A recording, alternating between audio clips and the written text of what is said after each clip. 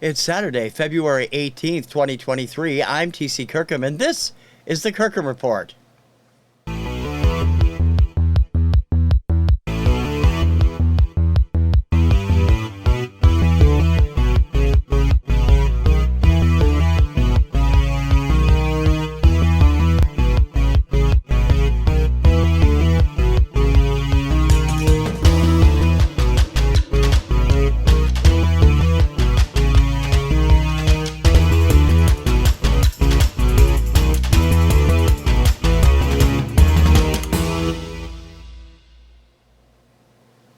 Hey everybody in the VC, I'm TC Kirkham. Welcome to this week's edition of the Kirkham Report. I haven't got a lot this week, but I got a couple of things I want to go over, including this week's big story, a couple of weeks earlier than usual, and it is in this week's cover story.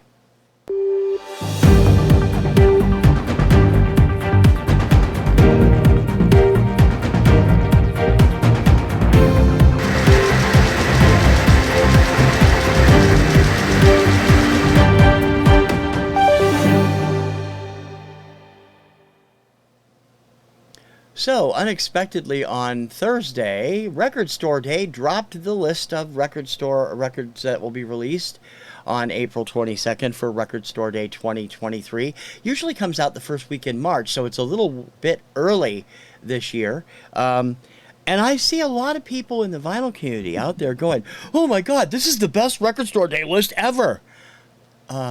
Where? I've got to be honest, I only found a few titles. I have a few that I'm interested in, but I do not see all the hype that's coming out of this, and when you see the prices, you're not going to be too hyped about it either.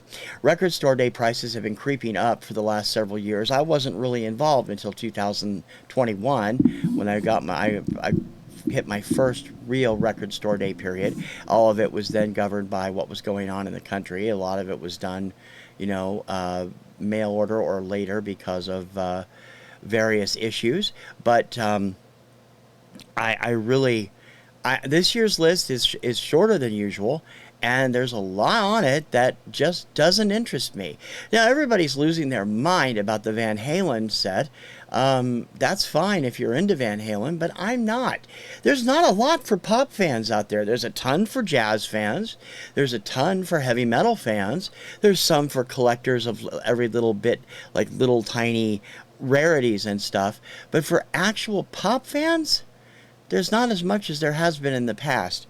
Now, prices have gotten to be astronomical. When I started doing this 2 years ago for the various Record Store Day drops in 2021, the average price of a Record Store Day single disc album was between $28 and $32. On this year's price list, the average price for a single disc album is running between $38 and $42. They've gone up almost 40% in the last 2 years. That's crazy. Now, I understand that the record industry, which is the most greedy industry in the world, with the possible exception of the pharmaceutical companies and the oil companies, the record industry is incredibly greedy. They have always been that, and I've seen it from the inside when I worked for Transworld. All they care about is their profit margin, and they don't seem to care that they could burn this out. More and more people are coming out and saying, "I'm going back to CDs. Vinyl costs too damn much now." I don't blame them. I'm doing the same thing. I've been picking up CDs here and there, and I've even been downloading again here and there rather than worry about the vinyl because it's just outpriced. Several of the titles I'm interested in are in the $40 range, and the incredibly high-priced Tangerine Dream live set is retailing, according to bullmoose.com, at $58.99. Now, this is a 3-record set. That is incredibly high price for a 3-record set. I mean, just outrageous. Even some of the 2-record sets are higher than you would expect. It's like Elton John's Don't Shoot Me, I'm Only the Piano Player is running $38.99. I don't understand what's going on with the industry. I understand that mom and pop record stores need all the money they can get. We need to supply them with all the help during the Record Store Day times. I will order the titles that I'm interested in, as I always do, through various independent stores. wherever I can find them, because some of the stuff I want is going to be hard to find. I added a couple of titles to the first release and uploaded that today, but I'm going to put it on the end of this as well. I really am appalled by the amount of crazy things on the list, too. I was surprised to see a second Peppa Pig title. Peppa Pig was roasted mercilessly by myself and my friend Katie at Vintage and Vinyl during our Record Store Day show last year, and rightfully so, but it must have sold fairly well because there was a second one coming out this year. Also coming out this year at a, for it, expensive price of $29.99 is Macho Man Randy Savage's god-awful rap album. Now, if you've never heard him rap, I'll leave a link in the show notes to Wrestling with Regret's review of that. Brian Zane took it down, and took it down hard quite a while ago. And as a wrestling fan, I'm interested strictly for the aspect of having it, because I have a lot of weird wrestling music on LP or CD or tape or digital. But Randy Savage's rap album is not one I've ever looked at. To have it come out on a Record Store Day release just blows my freaking mind. It isn't worthy. A lot of the titles that come out from time to time on Record Store Day are inexplicable. The kids' albums, which are going to get trashed anyway if they're played by kids. Stuff like Sean Cassidy's Wasp, which only good aspect of that was the fact that it was produced by Todd Rundgren. I mean, they don't move. They just sit there. I'm apparently in the minority. Everybody I'm watching on the vinyl community thinks this is just a great year for Record Store Day. But don't buy it. I'm not going to fall for it, and the prices are too expensive. I'll pick up a few things, but you better do better next time, Record Store Day. And that's this week's cover story.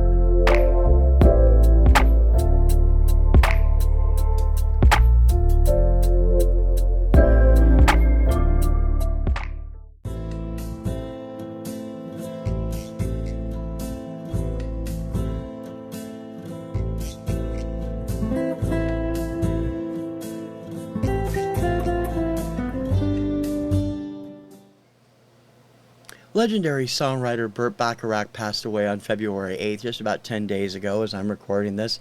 He was 94 years old, and Bacharach is probably going to always be remembered as one of the most prolific and most successful songwriters of the 20th century. Bacharach started his career in the 50s with major releases, probably even before that, but first major songs became noticeable in the 1950s, and from 1962 to 1970 he was most responsible for the music of Dionne Warwick. Later he wrote songs for Carpenters, among others, and continued his own career as a singer, pianist, and songwriter in a series of concerts and a couple of albums with British musician Elvis Costello. Bacharach is considered one of the best of his business because he has a way of writing some amazing stuff. Billboard magazine last week picked its top 10 Bacharach songs, and they picked from 10 to number 1, What's New Pussycat, at number 10 from 1965. Number 9 was Raindrops Keep Falling on My Head from 1969. Number 8, The Look of Love from 1967. Number 7, One Less Bell to Answer, also written in 1967, but it wasn't a major hit until 1970 or 71 for the Fifth Dimension. This Guy's in Love with You at number 6. Which was a vocal hit for Herb Alpert. Toledo from one of Bacharach's collaborations with Elvis Costello is number 5 from 1998. They Long to Be Close to You from 1963, which wasn't a hit despite several attempts until the Carpenters made it a big hit in 1970. Walk On By from 1964, another one of Dionne Warwick's classics. So There's Always Something There to Remind Me at number 2, also from 1964. That song, of course, has been a huge hit a couple of other times. In addition to the original from Dionne Warwick, it was also a hit in the 60s for Sandy Shaw in the UK, and The Naked Eyes, both UK and the US, in the 1980s. Billboard's top pick for his best song is I Say a Little Prayer from 1967. As they said in the article, a song so good it hit the Hot 100's top 10 twice in less than a year. First with Warwick's original take, and then in 1968 when Aretha Franklin put her pipes behind it for her Aretha Now album. Hal David penned the lyrics to express a woman's concern for her boyfriend serving in Vietnam, although that's not explicitly stated in the song, and it was a famously difficult one to get right in the studio. Bacharach, in fact, professed to being unhappy with the released Warwick track. Well, a genius can't be right all of the time, and that is true for everybody. Burt Bacharach's music will be living on forever. My friend Jeff over at Calico Silver is a huge Bacharach fan, and in fact has talked about his music at length on a number of things. We exchanged commentaries after his passing a couple of weeks ago.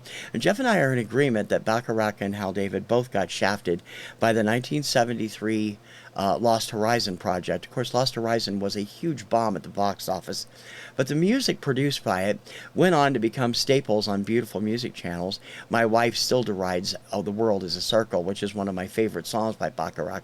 But in any case, if you've not heard the music from the Lost Horizon, the musical, it's worth checking out. The movie is painful to sit through. We've done that before, but the music is actually very good and did spawn several Hot 100 hits, including Sean Phillips' title track and the Fifth Dimension's Living Together, Growing Together.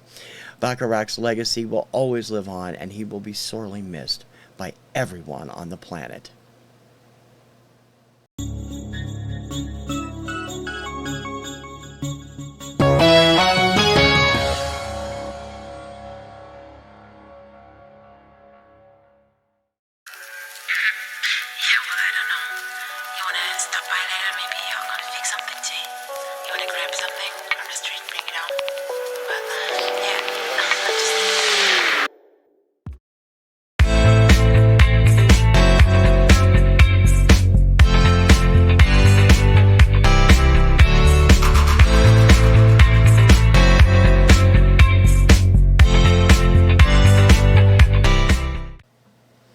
A personal note for anyone who is attempting to order TKR t-shirts, and I don't know how many there might be.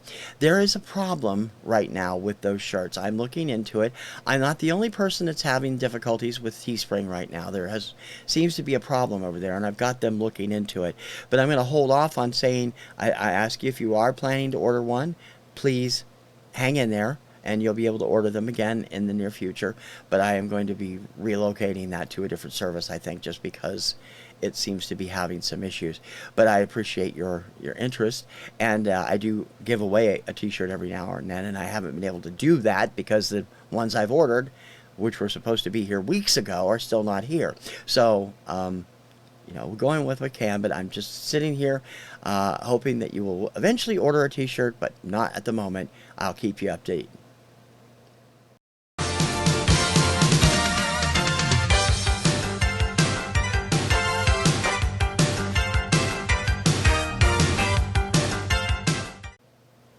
I want to call attention to the TKR Video Central community page. If you don't come over there very much, I urge you to do so, because starting this week, I'm going to be putting up 2 or 3 articles a week on things I want to talk about on the Kirkham Report, and I'm looking for your input on them. Right now, I have an article up about Rick Astley's recent lawsuit against Young Gravy and the record label for the impersonator they used on Gravy's big hit, Betty Got Money.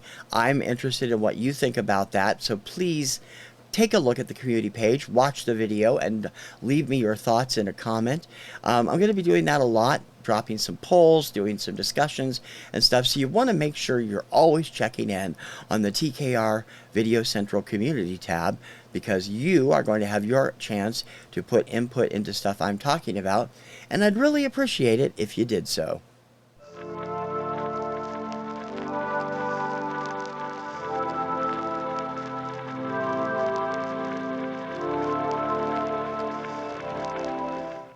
As I said, a very short show again this week. I don't really have anything. I haven't gotten anything new this week. And I will be having some more stuff come. I've got Black Box coming in the next week. I got stuff from Dawn and Mary. I just got something from Adam. I don't know when it will be here, though. A few other things I've got ordered that will be coming in the next few weeks, and we'll have them on the show, of course. I want to also point out that Vinyl community members, you can advertise your channels or shows for free on my daily show, TC's Daily Obscuria. I just did a revamp of that this week. I've gotten practically 0 comments on the new look or how it's set up now. I would like to hear from you on that. But as you know, I do a different Obscura song or different song you just haven't heard in years every day, Monday through Friday at 11 a.m. on TKR Video Central. And there's a box in the corner of that I'm advertising other vinyl community sites. It's just my way of saying thank you for supporting me over the last couple of years and ask you to do it. Jimmy Barnes came on board, 2 Hip Chicks and Vintage and Vinyl, and I hope you will too.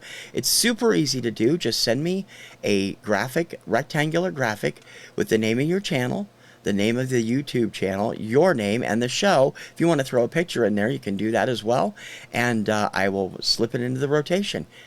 And, I mean, free advertising can't hurt, right? That's all it is, just a free ad and a chance to get other people to check out your channel. So please participate. You can email me at the show, the address in the show notes, and we'll get it going from there. Don't forget to like and subscribe to the channel if you haven't done so already, and if you have, thank you very much. I much appreciate it. This last week I was kind of out of it still because of my medical test a couple weeks ago. I still have the bruise. It's huge. But this coming week, this is a long weekend for me because I work for the state, so I have Monday off, which is what is Monday? President's Day. I had to think which holiday it was. So I'm going to be working on getting a lot of stuff done around here. This week, all my shows should be up at the regular time. We will be doing the usual lineup of things. Sunday is Radio Retro Countdown. Tuesday is Influencers. Wednesday, Vinyl Recall. Thursday, by Rank This. This Friday, the premiere of Label Score will be chosen. There, I did it again.